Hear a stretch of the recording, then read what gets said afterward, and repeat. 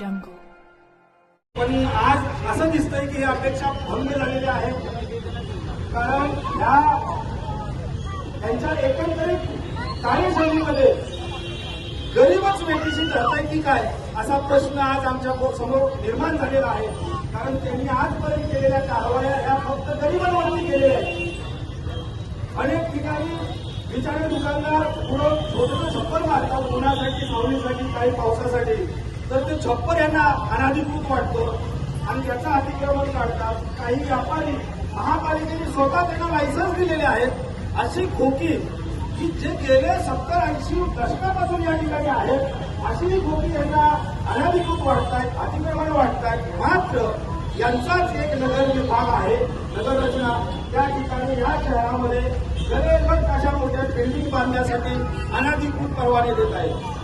त्यातलीच एक बिल्डिंग म्हणजे RCT wall. त्या आरसीटी वॉलची जागा जर आपण एकूण क्षेत्रफळ बघितलं आणि त्याचा FSI बघितला तर तो दुप्पट तिप्पट आहे. हा कुठल्या कायद्यात बसतोय? आयुक्तांनी आम्हाला जाहीर खुलासा द्यावा. त्यामध्ये रहिवासी क्षेत्रामध्ये बांधलेली बिल्डिंग, या बिल्डिंगमध्ये 100% व्यापारी वापर करण्याचं कुठल्या कायद्यामध्ये आहे ते आम्हाला दाखवा.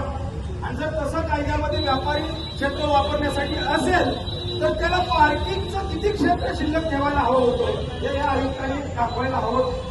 जर हे कायद्याला धरून असेल तरी त्यांनी खुलासा करावा तो कसा कायद्याला धरून आहे. आणि नसेल तर आयुक्तामध्ये हिंमत आहे का त्या बिल्डिंगवर कारवाई करायची? आयुक्त साहेब, तुम्हाला मी या ठिकाणी आवाहन करतो की जर तुमच्यात हिंमत असेल आणि ही जर बिल्डिंग अनाधिकृत असेल, नियमबाह्य असेल, यामध्ये काही गोष्टी नियमबाह्य झाल्या असतील तर ज्या प्रकारे या गरिबांच्या झोपड्यांवरती, गरिबांच्या खोक्यांवरती हातोडे मारले, जेसीबी लावला, बुलडोजर लावला, तसं या आरसीटी मॉलवर बुलडोजर चालवणार का? आहे का तुमच्या हिंमत? उत्तर द्या, उत्तर द्या. आयुक्त साहेब, उत्तर द्या. उत्तर द्या, उत्तर द्या. आयुक्त साहेब, उत्तर द्या. ही हिंमतच तपासायला आज आम्ही इथं आलेलो आहोत. आणि या सर्व प्रक्रियेमध्ये केवळ आरसीटी मॉलच नाही तर शहरातले अनेक व्यावसायिकांना बेकायदेशीर परवाने दिलेले आहेत. कायद्यात बसत नसताना ते कायद्यात बसवून दिलेले आहेत. त्या नगर रचना अधिकारी आत्ताच परवा 15 दिवसापूर्वी एक बांधलेला बिल्डिंगचा दिलेला परवाना रद्द करायची नामुष्की त्या महापालिकेवरती आलेली आहे. मग त्या अधिकाऱ्यांवरती फौजदारी गुन्हे दाखल का नाही केले अजून?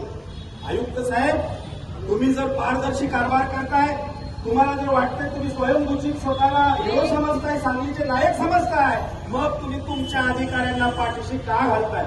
याचं उत्तर द्या. देणार आहे तुम्ही उत्तर? का त्या अधिकाऱ्यांवरती गुन्हे दाखल केले नाही? का त्यांना सेवेतनं तुम्ही बडतर्फ केलेलं आहे? याचंही उत्तर आम्हाला हवं आहे. आज सांगलीचे आमदार जे स्मार्ट सिटी सांगली करायला बघतायत, त्याच्या वल्गना करतायत, त्यांच्या स्वतःच्या व्यवसायावरती, त्यांचा स्वतःचा व्यवसाय, त्याला पार्किंग आहे का? BNG ज्वेलर्स सगळ्यांना माहिती आहे तुम्हाला, त्यांचं पार्किंग रस्त्यावरती आहे. त्याच्यावर आपण का कारवाई केली नाही? का तुमचे हात थरथर कापतायत?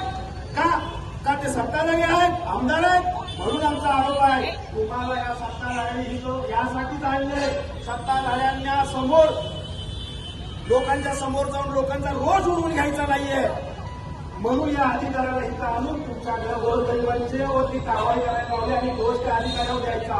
खरं मात्र या पुढाऱ्यांचंच काम आहे. मी खोकीधारकांना, या अतिक्रमणवाल्यांना किंवा सांगली शहरातल्या सर्वच जनतेला विचारतोय, जेव्हा ह्या गरिबांवरती अन्याय होत आहे तेव्हा सांगलीतले पुढारी कुठे आहेत? खासदार कुठे आहेत? आमदार कुठे आहेत? ज्यांना तुम्ही निवडून दिलं नगरसेवक कुठे आहेत?